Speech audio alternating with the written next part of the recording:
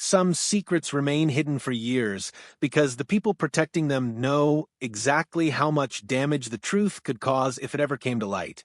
For nearly a decade, the world believed it understood everything about Taylor Swift and the woman she once considered one of her closest friends. As it turns out, most of those assumptions were wrong. The private details that revealed what truly happened between them stayed locked away, never meant to be uncovered. The empty seat at Madison Square Garden. On July 3, 2026, Taylor Swift married Travis Kelce at Madison Square Garden, surrounded by almost everyone who had played an important role in her life. She wore a custom Christian Dior haute couture gown. Her brother Austin stood beside her as her man of honor, and comedian Adam Sandler officiated the ceremony.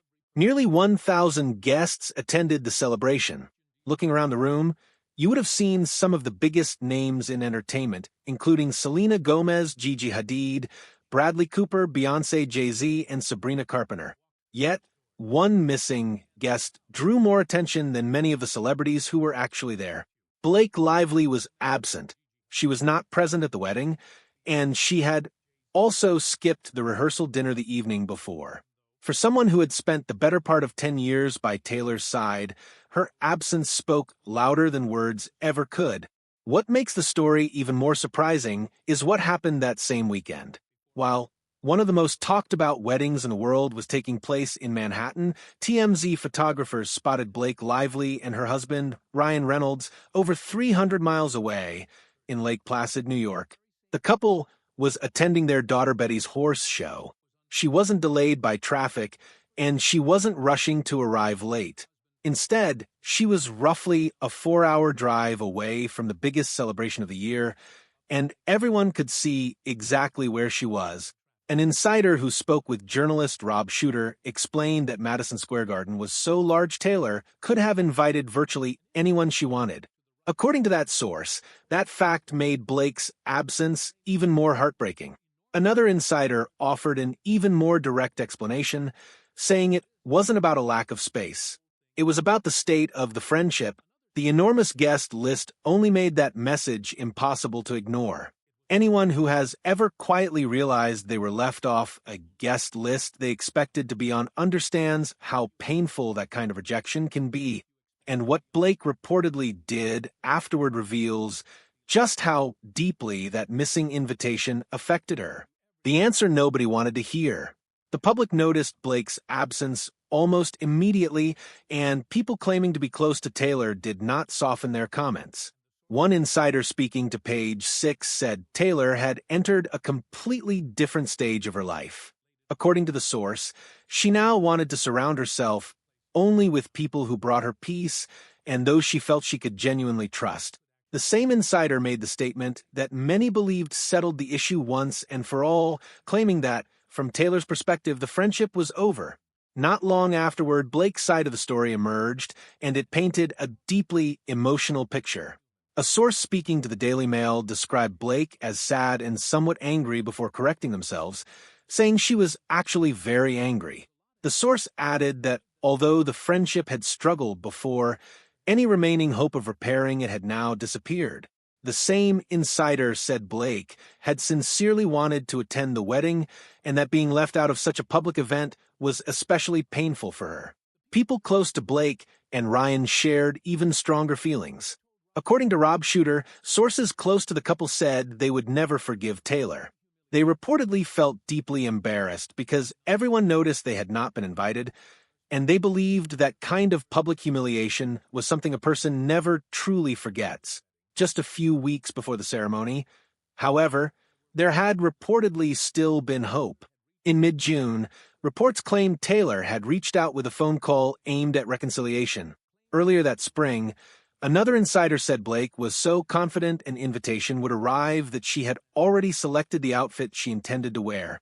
That source insisted Blake genuinely believed there was still a chance to repair the friendship and restore what they once had. Then, shortly before the wedding, Page 6 reported something completely different. According to the publication, there had been no peace offering at all. The carefully chosen dress remained in the closet. The expected phone call never came, and the wedding invitation never arrived.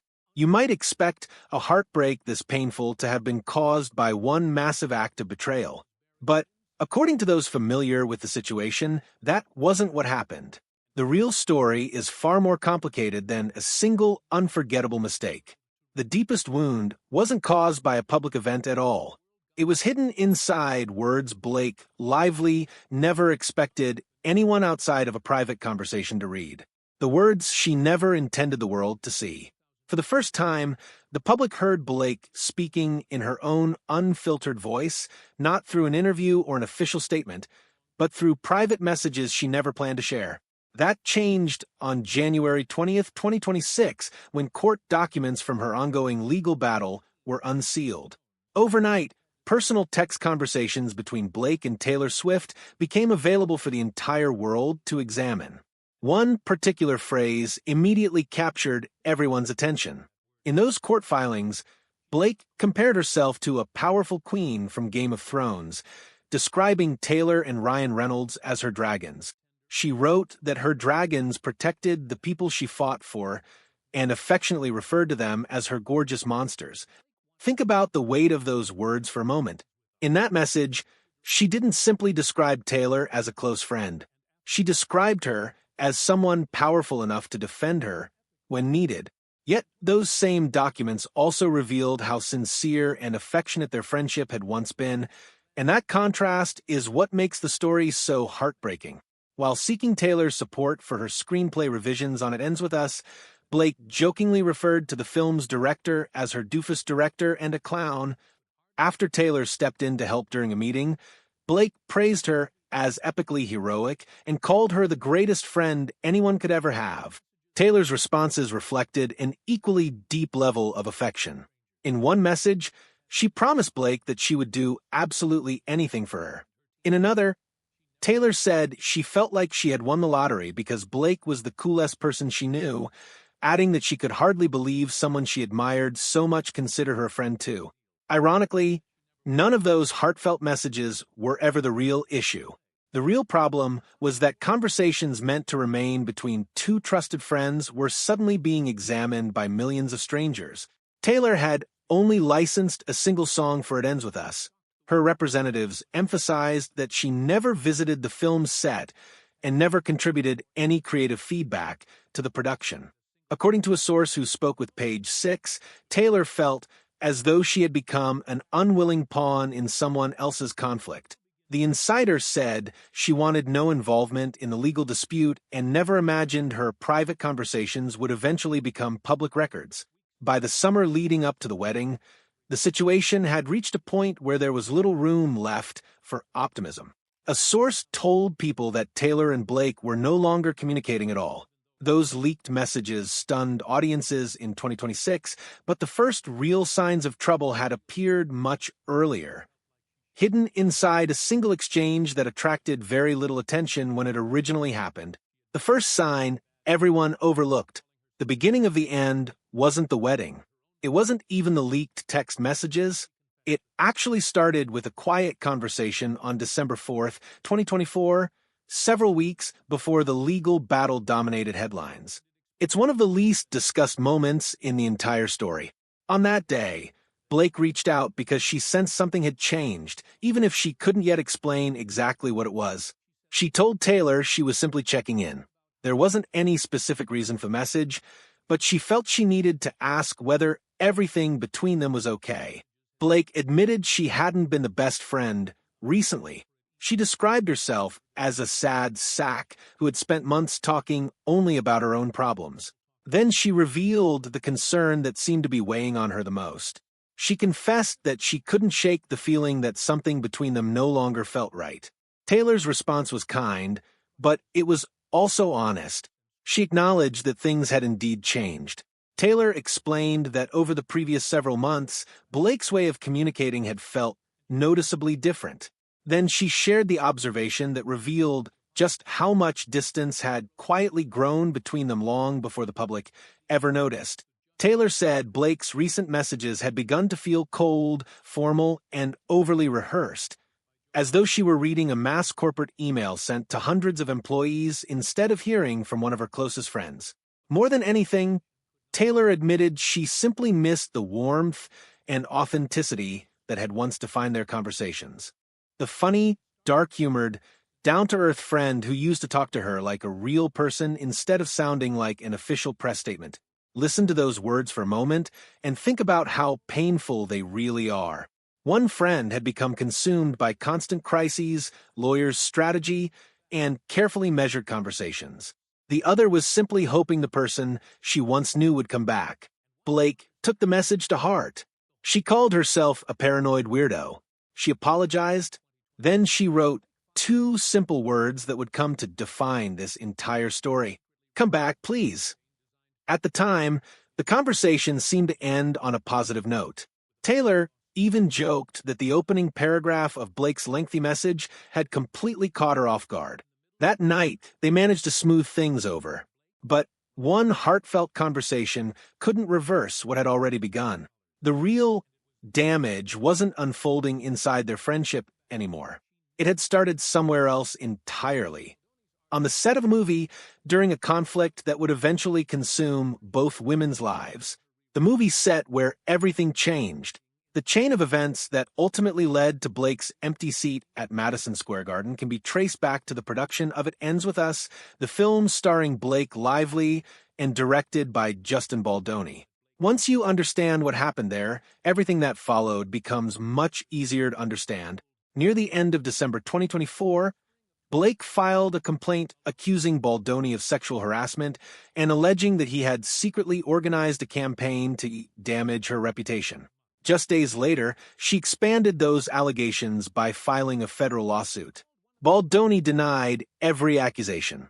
Then, in mid-January 2025, he responded with a massive countersuit seeking $400 million from Blake, Ryan Reynolds, and their publicist. That legal move unexpectedly pulled Taylor Swift into a battle she had never intended to be part of. Baldoni argued that Blake had relied on her famous and influential friends to pressure him into accepting her script revisions. His claims centered on a meeting held at Blake's apartment in 2023, where both Ryan Reynolds and Taylor Swift were reportedly present. That was the moment Blake's Dragon's text became a central piece of the courtroom battle, with attorneys arguing that it showed Blake had used Taylor's celebrity status to intimidate Baldoni during the dispute. As the case continued, Taylor's name became increasingly tied to the controversy. During the spring of 2025, Baldoni's attorney subpoenaed Taylor as a witness. Her legal team immediately challenged the subpoena, and it was withdrawn later that same month. The judge overseeing the case later removed several related allegations from the official record, describing one of the filings as improper. By the summer, Baldoni's $400 million countersuit had been dismissed altogether. The lengthy legal dispute finally came to an end in the spring of 2026 through a private settlement reached outside the courtroom. Neither side paid any money to the other, and both parties released a joint statement expressing pride in the film while voicing support for survivors. Officially, the case was over. Unofficially, the friendship had already become another casualty of a conflict that had never truly belonged to either Taylor or Blake. That's what makes the entire situation so heartbreaking. A friendship that had taken 10 years to build became collateral damage in someone else's legal war. To understand how devastating that loss really was, you have to remember just how close these two women once were. 10 years that felt like family. Long before the lawsuits, leaked messages, and that empty seat at the wedding, Taylor Swift and Blake Lively shared a friendship that looked more like family than a typical Hollywood relationship. It all began in 2015 after rumors of a feud spread online. Blake publicly shut those rumors down by expressing her admiration for Taylor, and from that point forward, the two became nearly inseparable. Their relationship quickly grew into something much deeper than ordinary friendship. Taylor became the godmother of Blake and Ryan's 3 daughters, James, Inez, and Betty. In 2016, she even visited Blake in the hospital after one of the children was born. That's not something casual acquaintances do. That's something reserved for people who become part of your family. Taylor's affection for Blake's family even found its way into her music. On her 2020 album Folklore, 3 fictional characters were named James, Inez, and Betty. When the album won Album of the Year at the Grammy Awards the following year, Taylor thanked those 3 children and their parents during her acceptance speech, explaining that they were among the very first people who heard every new song she wrote. Their friendship remained warm, playful, and incredibly close. They attended the 2024 Super Bowl together. Taylor regularly joined them at football games after Travis Kelce entered her life, and the couples were often seen spending time together. When Deadpool and Wolverine premiered, Taylor jokingly referred to Ryan Reynolds as the father of her godchildren, a comment only someone truly close to the family could make. Ryan himself once described the level of trust they shared. He said they trusted Taylor completely and felt honored that she had included their children's names in one of her songs, adding that they still felt the same way years later. That's why One Empty Chair carried so much meaning. It wasn't simply the loss of a friend. It represented the loss of a godmother, the loss of a decade, the loss of a family they had chosen for themselves. Perhaps the saddest part is that Taylor never publicly explained her feelings.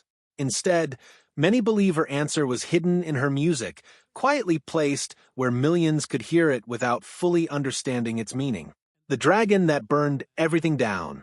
By the time Taylor's wedding arrived, many fans believed she had already revealed how she felt, not through interviews, but through her music, her choices, and ultimately through one unmistakably empty seat.